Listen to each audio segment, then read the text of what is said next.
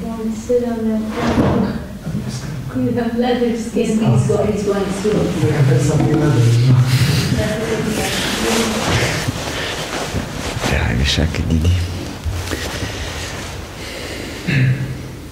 So, any exclamation marks? Oh. I was wondering, the other day I was hearing some class where there was a description about like the moment when Bhakti Saraswati was ready to leave this world, and he invited Guru Maharaj and asked him to chant Shri Guru Manjari Pada, and then all the associates, they noticed like some transition, something really special happened, and some of them commented that Bhakti Saraswati Thakur passed on to Srila Guru Maharaj this Rupa Nuga Dara, and then we know later Srila Guru Maharaj established Sri Chaitanya Saraswat Mark, which indicated this line of thought, Chaitanya Saraswati. And because we know there is so many different missions where preaching and practicing Gaudiya Vaishnava teaching, then maybe you would be able to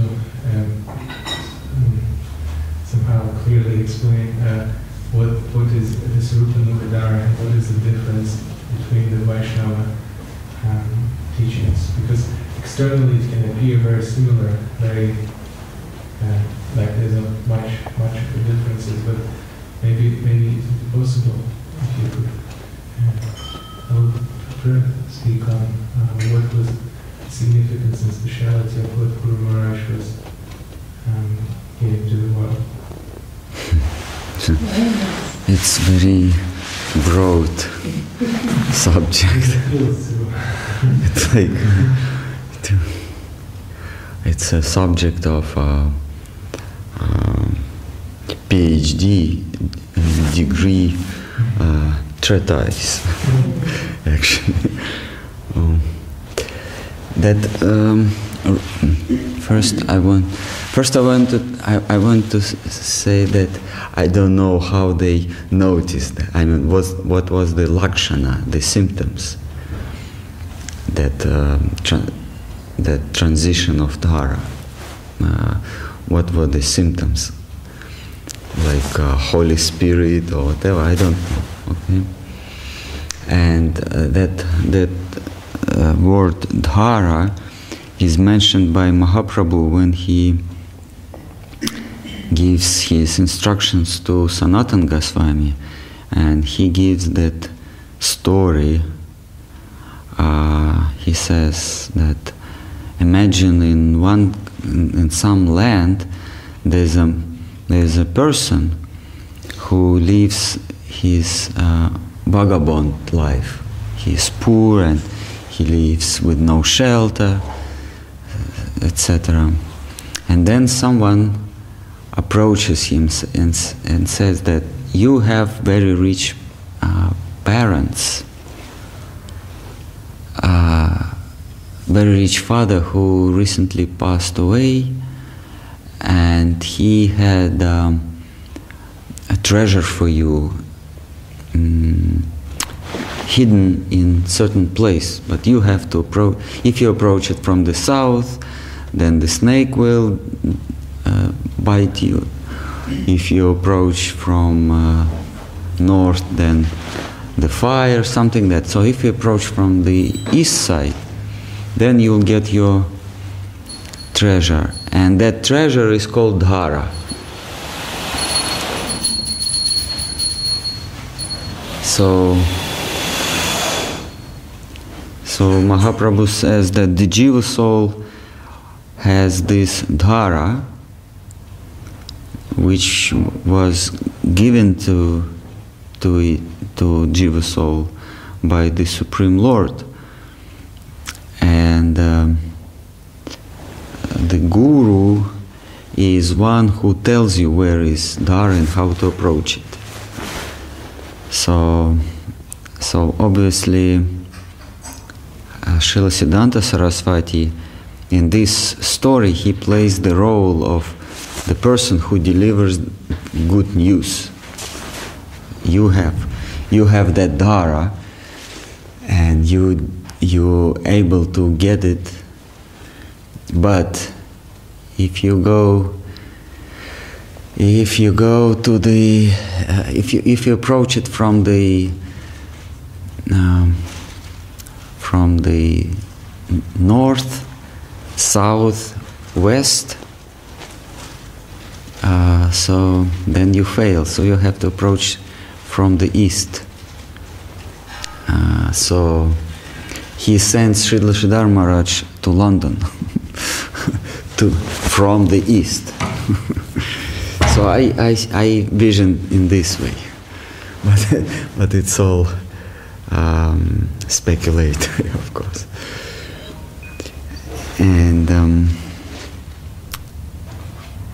And as for what is the difference between doctrines of variety of Vaishnavas and their teachings, we know that each and every individual, each and every exalted Vaishnava has his or her own relations with Krishna. And as we know, there is many explanations or versions of Atmarama verse.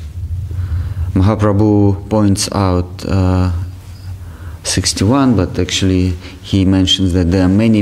You can interpret each and every of these 11 words in this verse. You can interpret in various ways, and then you multiply it. So it's like innumerable versions, innumerable explanations. So the teachings of, this is only one verse, but what to speak of Bhagavad Gita, the teachings of Krishna, you can explain in vast variety of ways, according to your viewpoint, according to your position, according to your dharma, as Srila Bhaktivedanta Saraswati Thakur says. The dharma is right position, or religion is right position. So each and every different individual has his own view on Lord's words in Bhagavad Gita, 700 verses. So Srila Sridhar Maharaj represents that clan of Rupanuga, that Manjari clan, Manjari group, and his vision has a particular and unique character, unique type. So this is why he published Bhagavad Gita and named it the play of sweet absolute. He doesn't say it's Bhagavad Gita as it is. It doesn't mean that the play of sweet absolute is not as it is. It means that he points out the sweetness aspect of absolute, the beauty aspect, the attracting aspect of absolute. Rather than other prominent Vaishnavas, they emphasize on the truth, the absolute as this supreme truth. Bhagavad Gita as it is means the truth, the genuine, the truth Bhagavad Gita. And Srila Sridhar Maharaj points out, no, we don't care about truth. We care about sweetness. We are not attracted to truth aspect of absolute. We are attracted to sweet. This is why he called his version of Bhagavad Gita the Sweet Absolute, the play or the words of Sweet Absolute. So because he looks at this subject matter from that sweet point of view, not from truthful point of view. So in each and every explanation of prominent Vaishnavas, you can notice slight difference. We have even Thakur Bhaktivinoda, he explained Bhagavad Gita 2 times at least, or maybe 3. I may be mistaken. From different points of view. So these are the differences. And in teachings of Lord Chaitanya, he says that each and every object, each and every subject matter has intrinsic, or as Srila Maharaj says, ontological features and external features, that the surface that can be seen from outside. Each and every object that we can perceive has its own intrinsic or internal or hidden Gupta Lakshana, hidden aspect, and external, the visible aspect. And then he says that the internal aspect, internal features of each and every subject matter, it's symptoms like bodily marks. He speaks of Krishna, so Krishna has also 2 types of lakshana, 2 types of symptoms, like bodily marks, then I believe words, and his features, like external features. And external aspect is his ways, is his behavior. So when we speak of differences in Vaishnavas' viewpoints on Bhakti subject, we also can point out the internal and external features.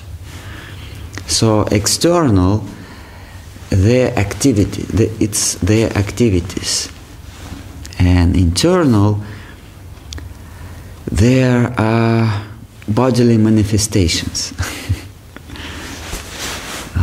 So it's a little bit subtle thing. So we can see the differences. And first, we are attracted by their activities, because this is what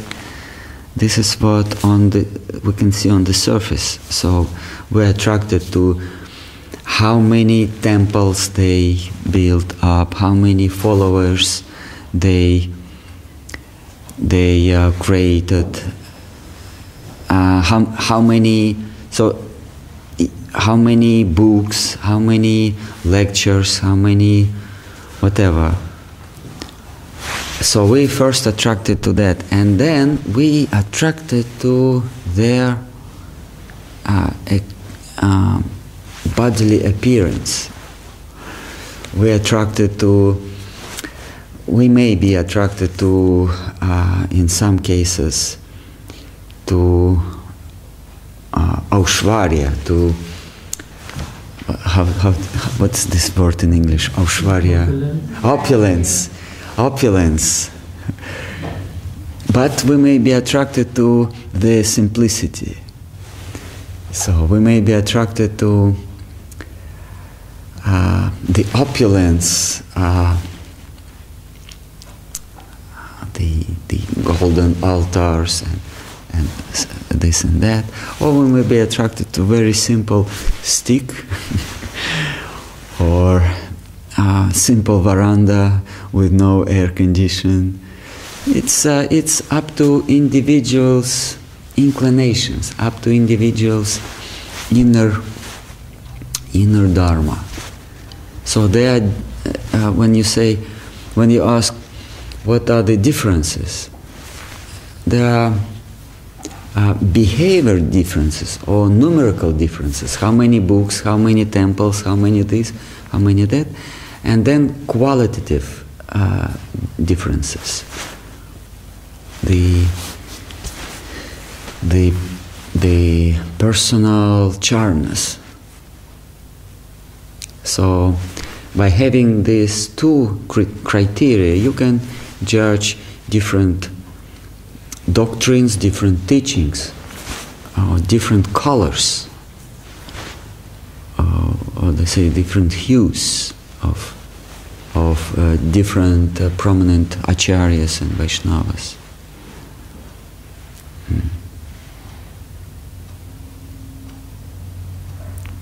It's just my personal explanation.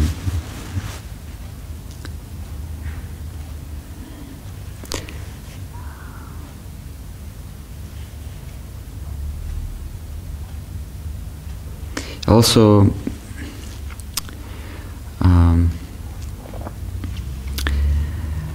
the differences are in doctrines, in teachings of different Vaishnavas. The difference depends on the audience they address to. So if you address to a general public, you must downshift the quality. When you preach broadly, you have to speak to average person, to average people. But when you speak to small number of listeners, small section, then you don't need to water down the Vaishnava doctrine. It's like two persons who have same expertise, like teachers, school teachers, but one is working in primary school, so his teachings are very simple, though he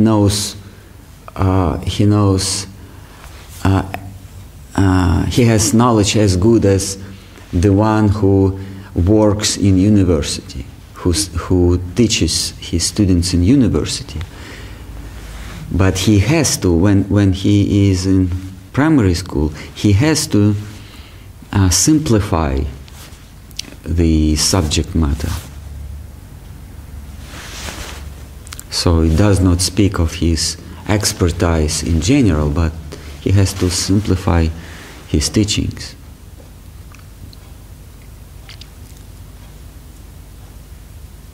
And as for students, we also have to understand that once we graduate from a primary school, we can respect our primary school teacher, but we don't have to follow his instructions. We don't have to, because if you don't leave your primary school, then you won't be able to make progress. You know, like in primary school, we learn that there is a law of gravity. There is a three laws by Newton, discovered by Isaac Newton. We know all these three laws, you know. But when you graduate from primary school, you go to university, then the first thing you know, when you go to physics department, the first thing you know that all laws by Isaac Newton are false. They don't work.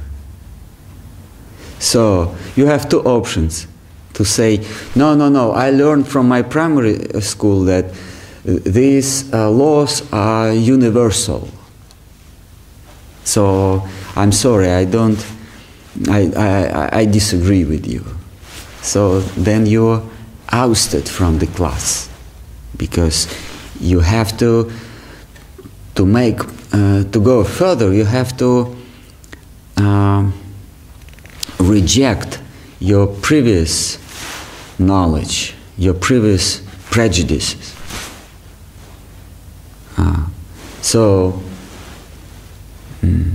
Or like in primary school, we learn the light beams that hit the surface and then reflected with the same angle, you know. But this is all wrong. There is no light rays at all in the existence. It's only waves. There is no rays. It's just electromagnetic waves. And then you go further to postgraduate school. Как будет postgraduate? Это правильно, да? Postgraduate. Да? Okay. To go postgraduate school. Then you learn there is no waves. These things as electromagnetic waves, they don't exist. It's just imaginary. They taught you wrong. There is only, there is only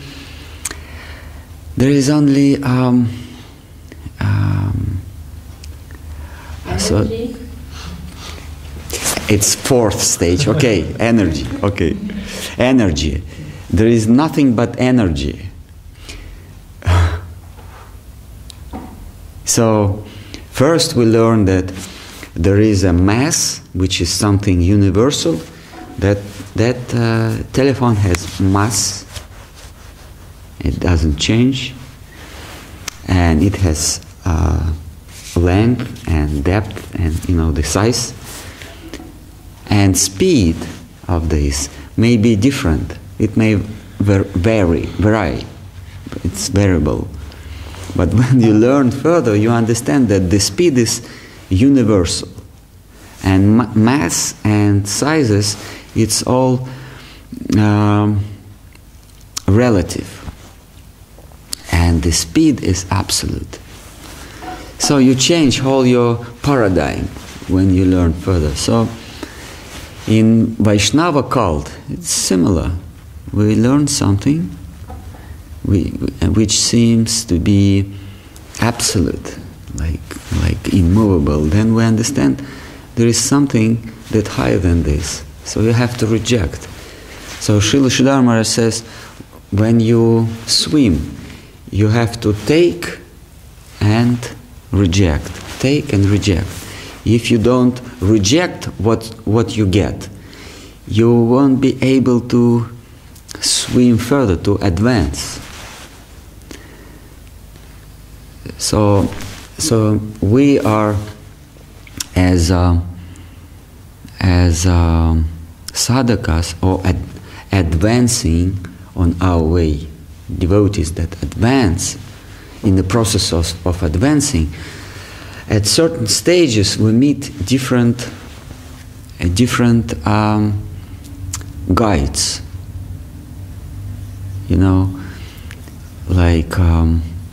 like when you are on marathon, when you run long distance, at certain checkpoints you see assistants. They call volunteer assistants, and at different checkpoints, normally it's 5 or 10 kilometers, they assist you with different things. At first they just cry, "Hello, come on," and then on 10th kilometer they may give you a little salty bread. Then they may give you little orange or honey mixed with ginger, whatever. Know on what stage you need what you need. And so same way, when we advance in our bhakti life, dress or what to do to be humble. No, it's something from inside. So, like this.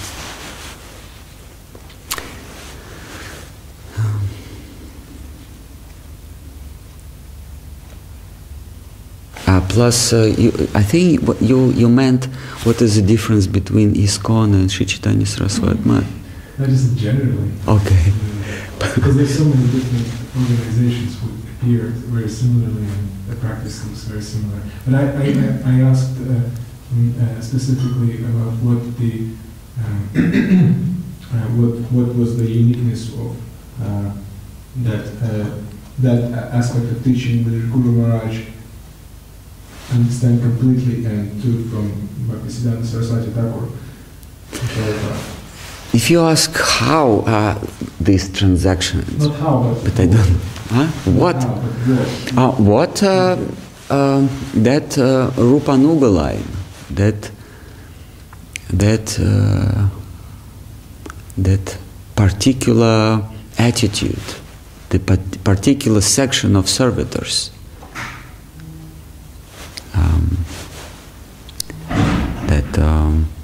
He spoke of sixth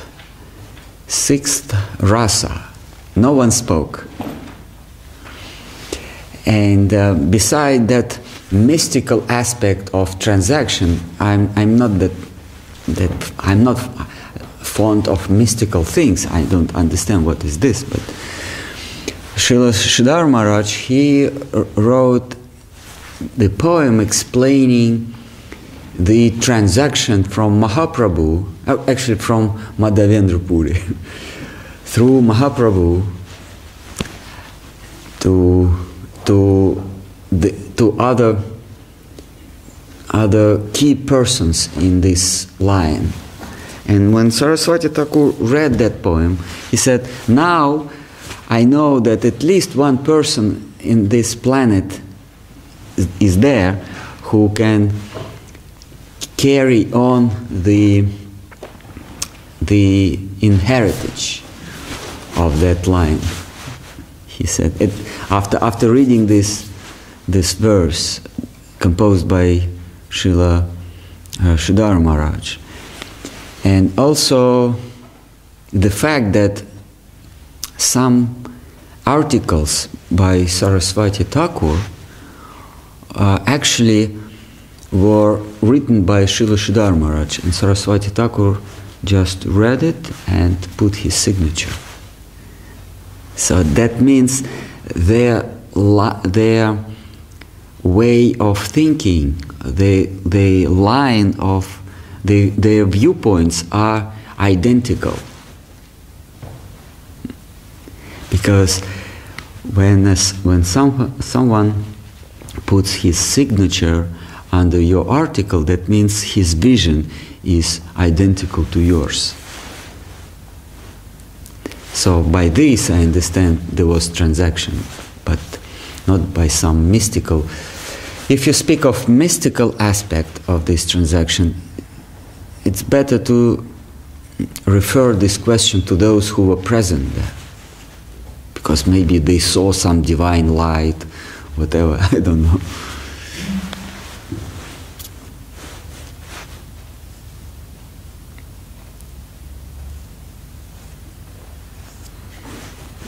Yes, Didi?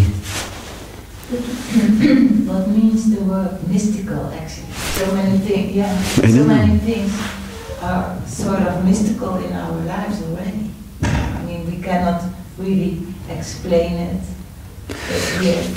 You know, by mystical I understand when Jesus Christ, after 3 days after being buried, his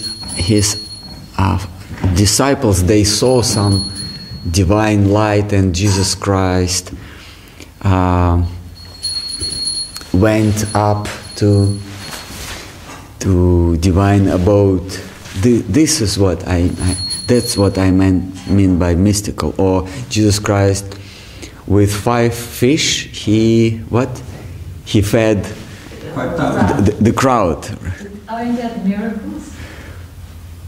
Yeah, mystical or miracle. It's mystical, miracle, revelation, so many things. Yeah, it's very, very much personal, but if we take to tatashta vichar, something objective, something that we can perceive. So for me, it's Saraswati Thakur signed the articles written by Sridhar Maharaj, and also, you know, that story when one prominent Vaishnava wrote about appearance day of Lakshmi Priya or Vishnu Priya and Nityananda Prabhu, and Sridhar Maharaj said, no, the dates should be changed. One follows after another. And that prominent Vaishnava said, no, how do you know? I'm Jyotish and I'm so learned in literature. How can you know that? So they went to Saraswati Thakur. And that Vaishnava, he presented his encyclopedical knowledge in this subject matter. And Sridhar Maharaj said, but ontologically, one should follow after another. One disappears, another appears. You know, when I believe Lakshmi Priya, first she disappeared, then Nityananda Prabhu appeared. Something like that. I may be mistaken. Lakshmi Priya was the first one of Nityananda, and Vishnu Priya the second. Yeah, something like that. So Saraswati Thakur said, beside the Jyotish aspect, you are right, because ontologically you are right. So it's not something mystical, it's obvious for us. It's called tatashta vichar. And I heard also, I mean, if you have faith, then you don't need all this evident proof that something is a miracle. When you have faith, then it goes in another. Yeah, and there are also side evidences, not direct, but indirect evidences. That Srila Sridhar Maharaj, he was worshipped by his godbrothers. So they, I don't know what they saw when Saraswati Thakur passed away, what they physically saw, but after that, both parties, you know, the Gaudiya, they split it by 2 parties, but both parties accepted the authority of Srila Sridhar Maharaj. And I don't know what they saw, but obviously it was not like by chance. They all accepted him, and many of them, after their Guru Puja, at the end of the day, they used to bring the dakshina from their disciples to Srila Sridhar Maharaj. Wasn't it also something like... So this is obvious. Huh? That they asked, or that it was the discussion about who will be the Acharya, and then Srila Saraswati Thakur said, the Acharya will be self-effulgent, it will come out. Oh, I never heard, but it must be. Yeah, it will come out. Like it's logical. If he gives all the teachings to all his disciples, eventually somebody who is the one, so to say, the top devotee, the most best servitor, it will be evident because he will be, so to say, effulgent in his behavior, in his sadhana, and his love for the Lord. And another, for me, it's another evidence that the prayer to Guru to Saraswati Thakur that is accepted by all Vaishnava, Gaudiya Vaishnavas. It is written the Vandana prayer, yeah, that we read. It is written by Srila Sridhar Maharaj. So technically, any disciple of Srila Saraswati Thakur could compose this prayer and pass to his disciples. But all of them accepted Srila Sridhar Maharaj's version of that Vandana prayer. That's also evidence. And so many other poems for Bhaktivinoda Thakur and for Saraswati Thakur, so many poems.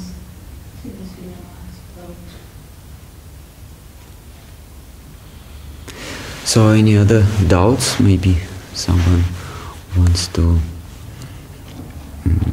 rebuke?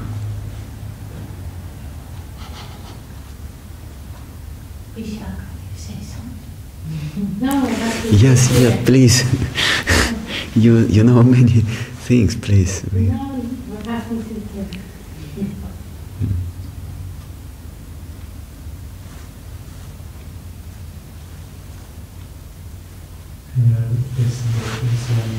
He was saying that Bhaktisiddhanta Saraswati Thakur, 8% of his time, he was preaching something what was not Krishna consciousness. Yeah. And only 1% what is Krishna consciousness. Yes, but that preaching, it was something more than a conversation, isn't it? It wasn't a conversation or conclusion which was presented in the form of philosophy. It was the actions, the deeds also. It's a kind of preaching, or reactions on certain events. The preaching. We spoke yesterday that there is a body language, the dumb language. They act, but this is the language. They keep silent, but this is the language. This is what they do. So this is the action language, but it's only with hands. But your body limbs also act in certain way that may be translated as language. Where you go, not exactly what you speak, but when you speak and when you keep silent. This is all language.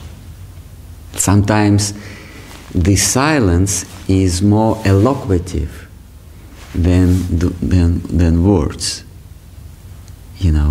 Like when someone pass bad joke and all laugh and one person doesn't laugh. So this speaks of that indicates him as a wise man. If he does not react on bad jokes, not funny jokes.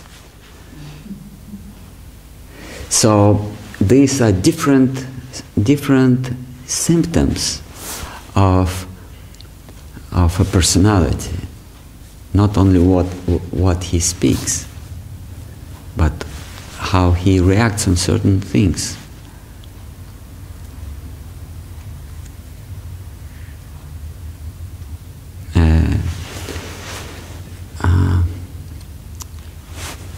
The things that a person laughs at speak about his brain,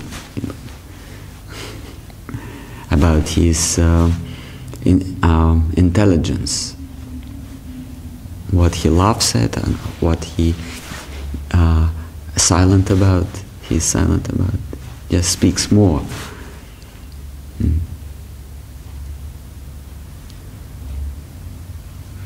So Srila Gurudev. I had no personal experience with Srila Sridhar Maharaj, but I had some experience with Srila Gurudev.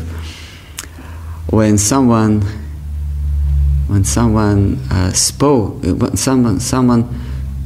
talked with him about something irrelevant, he didn't answer.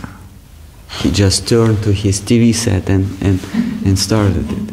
So someone said, "Oh Gurudev, I just came from Vrindavan and I had this," and he's like, obviously the person was touched by his experience in Vrindavan, and Srila Gurudev just turned to his TV set and no comments.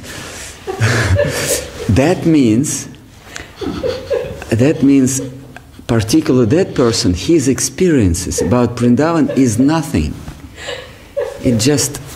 Emotion. Huh? Only emotion. Not emotion, nothing. Nothing to speak about. There's nothing to react to. So Gurudev just turned his... and sometimes some devotee also came from Vrindavan and said, Gurudev, I bought some, let's say, I bought some pencil. And Gurudev, oh, nice pencil. The devotee didn't speak about his experience in Radha Damodar or Mahan, Madhu Mahant, and the breeze on Jamuna banks. No, he said, I just bought, Gurudev, I bought this pencil or this souvenir. Oh, nice souvenir. Gurudev particularly like cows. Oh, Gurudev, I bought that copper cow. Oh, Gurudev, nice cow, and he put it in front of him. So, that subtle things, they speak about personality. So Gurudev could, oh really, you felt that breeze in bank of Jamuna? Yes. It comes from garments of Srimati Radharani and that light breeze and to support the feeling, the emotions of a devotee. No, he just turned his TV set watching cricket. He liked cricket.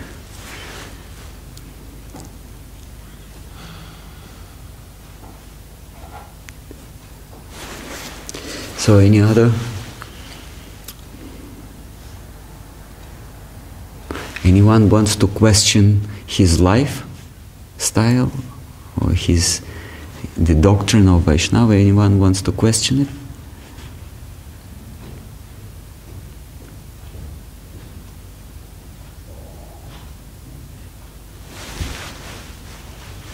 Anyone wants to admit that Sri Chaitanya is not the Supreme Lord? Well, maybe, I don't know. In audience, someone has doubts.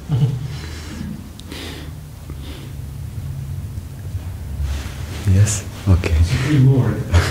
Sri Chaitanya is Supreme Lord. This is a good, interesting question that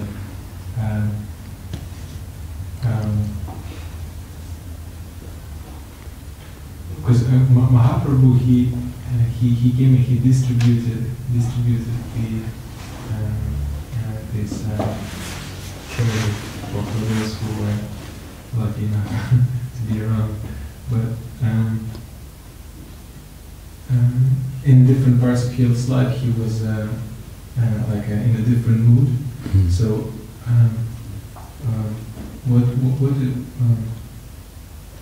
what was the switch of his mood, and what was the difference between the first part of his life and the second one? Well, he was a baby. There was no mood. He ate clay sometime, or he hid away from his mother in garbage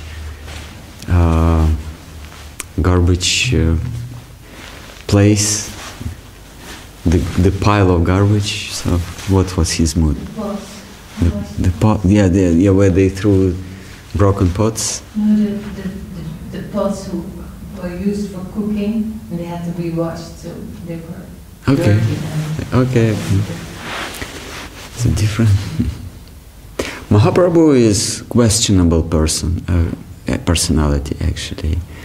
He gave his teachings to two Muslims, Sakar Malik and what was the other name of Rupa Goswami? Dabir Khan. Dabir Khas and Sakar Malik. So he gave all his doctrine, Prema Bhakti, teaching of Prema Bhakti, not Bhakti but Prema Bhakti, the highest form of Bhakti, based on love. He gave to Muslim persons, and he used to quote Srimad Bhagavatam. He used to quote Srimad Bhagavatam from explanations of Sridhara Swami, who is in Shiva Sampradaya. He did not refer to Madhvacharya, who is our line, but he referred to Sridhara Swami explanations to Srimad Bhagavatam, who is in Shiva line, Mahadev Sampradaya. It's very strange.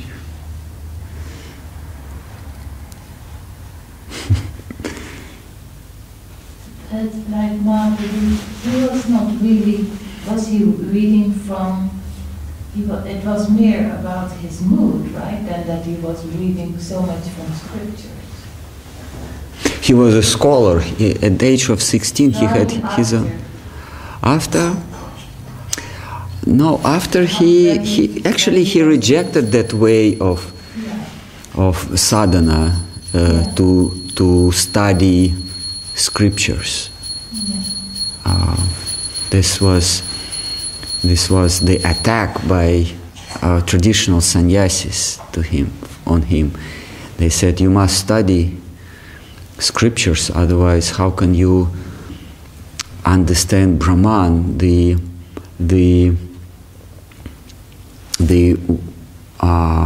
uniting principle of the existence. We call it Brahman. How you understand it if you don't read, if you don't study? And he said, well, my Guru Maharaj told me that I'm not able to understand things, so I want to study, but I cannot. I just cry and chant Krishna's name. Like I'm not able to understand. Though he was, he had his own school before taking sannyas, and hundreds of disciples, students. He had hundreds.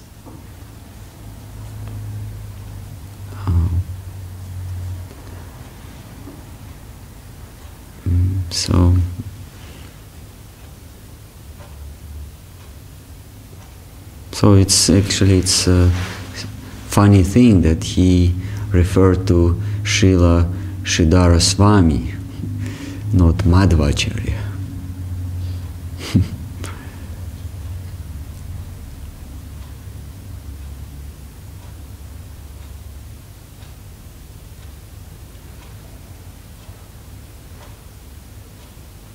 But why is called Brahma Madhya? Is it Brahma Madhva. Madhva? Is it different? No, same. Brahma is Lord Brahma, Madhva. Brahma Madhva. Gaudi means Mahaprabhu.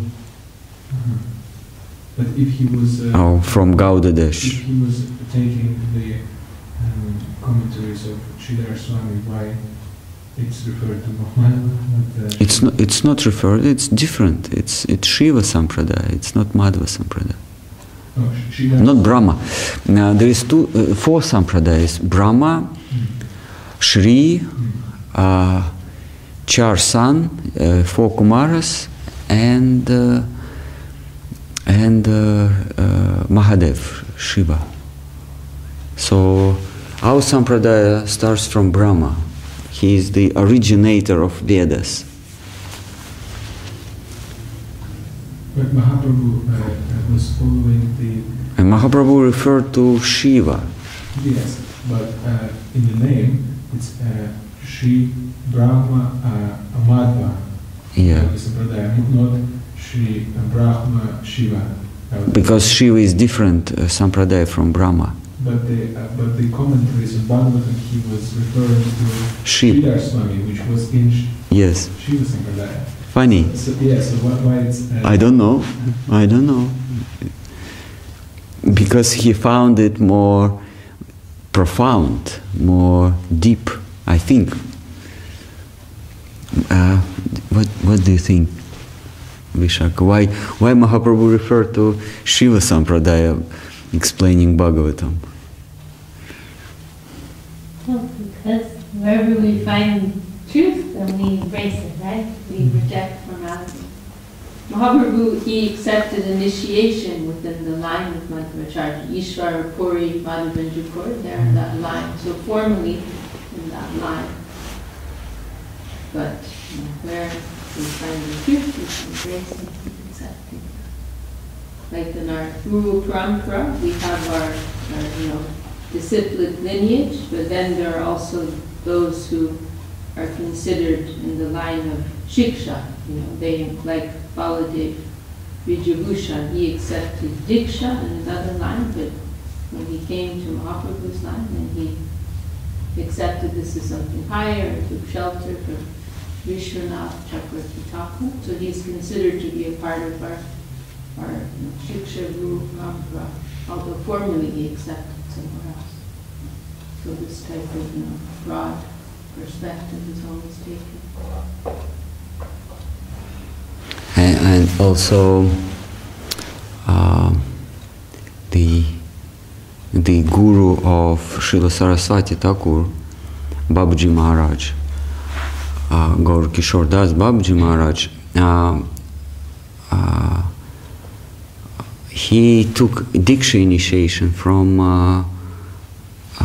Bamshi Das, I believe, some Bamshi Goswami, but from some other line. But because he used to hear explanations of Bhagavatam from Bhaktivinoda Thakur, he is in the line. He did not take formal initiation from Bhaktivinoda Thakur. It was not like Bhaktivinoda Thakur gave him beats and now you are this and this das. No, just because he used to come every day. He was blind.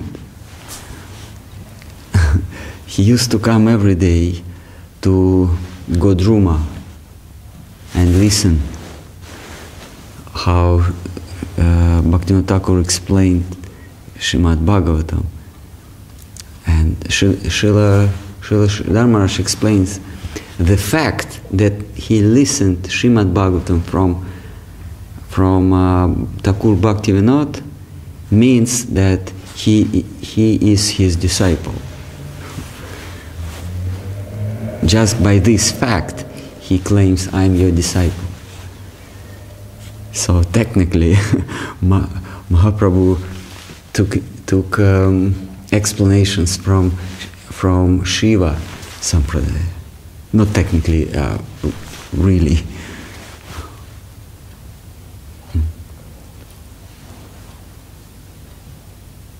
Or maybe Madhvacharya did not comment on Srimad Bhagavatam. I'm not expert in these subjects. Maybe he commented on Vedas because he gave all this Advaita, or all this Dvaita philosophy. Maybe he was not... Well, he did, because remember Guru Maharaj mentions in Loving Search how he didn't comment on the Brahma Vimohan Lila. Yes. So that means he... All right. When Brahma got an illusion. Yeah, how guru in the line can be illusioned. can fall into illusion. And Mahaprabhu explains why, how. He says that there is different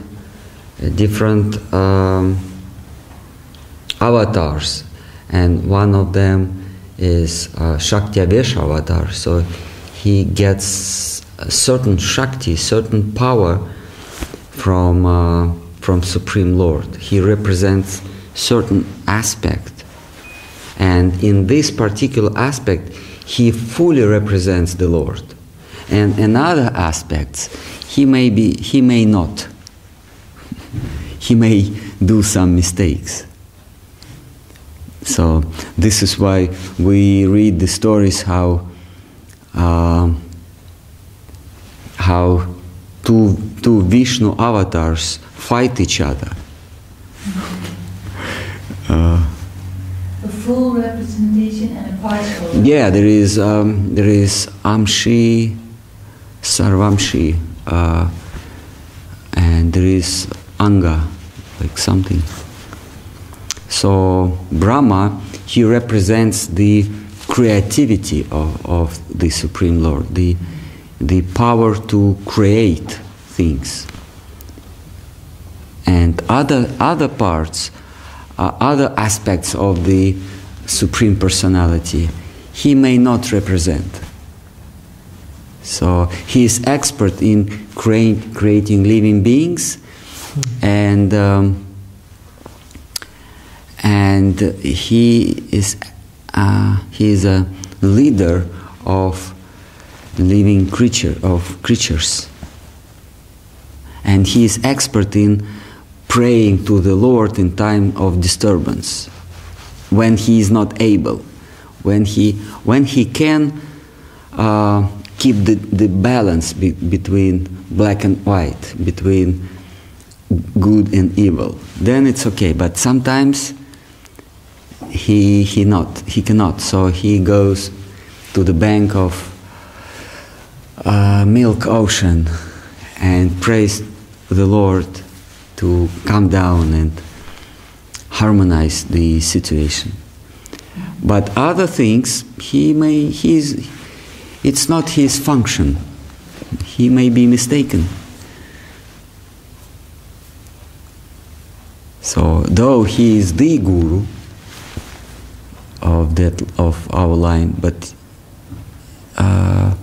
referring to Krishna's yoga maya tricks, he has no power at all. When Krishna wants to play his games, Brahma or Indra or any other high personality, even Vishnu is illusioned by Krishna. What to speak of Brahma? Even Lakshmi Devi, she also falls under the illusion of Urukram. Urukram means one who acts in miracle way.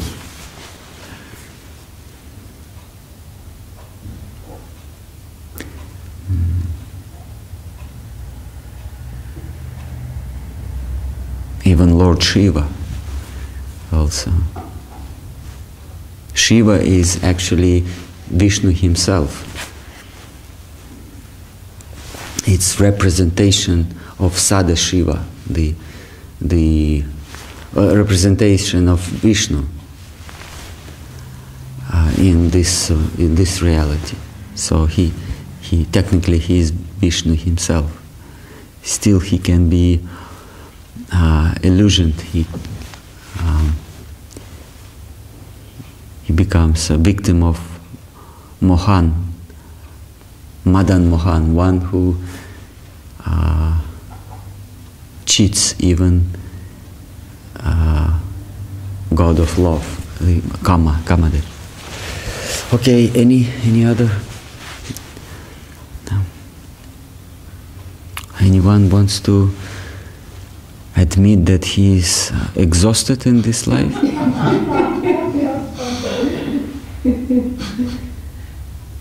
Exhausted with what?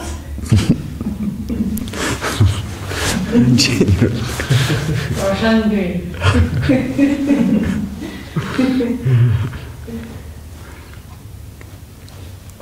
Yeah.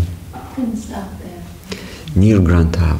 We can be attracted to the Lord when we are Nirgranta, when we have no plans and we have no luggage. That's nice. Nirgranta. Nigranta. Nirgranta, yes. No, not in the hearts, right? Nigranta? That verse? Yeah, different explanation, but with no further future plans. Not so.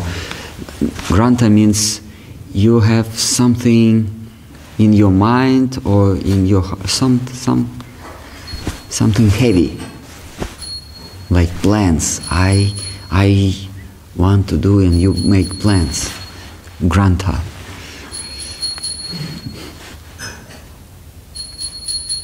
So anyone has plans before he dies, he wants to accomplish something substantial for the well-being of society. Who was that?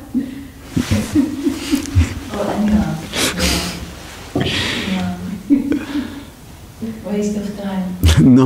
No, because then people will remember you forever. Oh yeah, also. They will keep your name in their hearts forever. Yeah, no, Maharaj. Oh, then you will have the state funeral as Sir Winston Churchill. No, boring. No, nice. When you dead and all ships follow you and people from the banks of Thames throw flowers. I think that's the bright perspective. Swami Maharaj said they'll make a statue of you and put it in the city square, and then pigeons will pass through it. No, but the civil services they will clean it, so don't worry. Or they put that pikes, you know, this spiky things. So, you know, in tube stations they have this spike, so pigeons don't sit on it. Crown of spikes. Huh? A crown of spikes. Exactly. So then there is always a way to avoid that. Okay, so ladies and gentlemen, we have to finish this. Jai. You sang so nice Hari Radaya. We heard that, Maharaj. Huh? I heard you at one. I was at home in your big class, and then at the end you sang Hari, very nice. Yeah, but I'm not in the mood now. in devotional mood now. Oh. My faith faded away. So please chant and I will follow.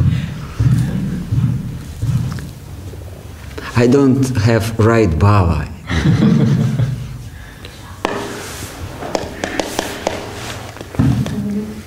Hare Rama Krishna Radhavaya Namaha.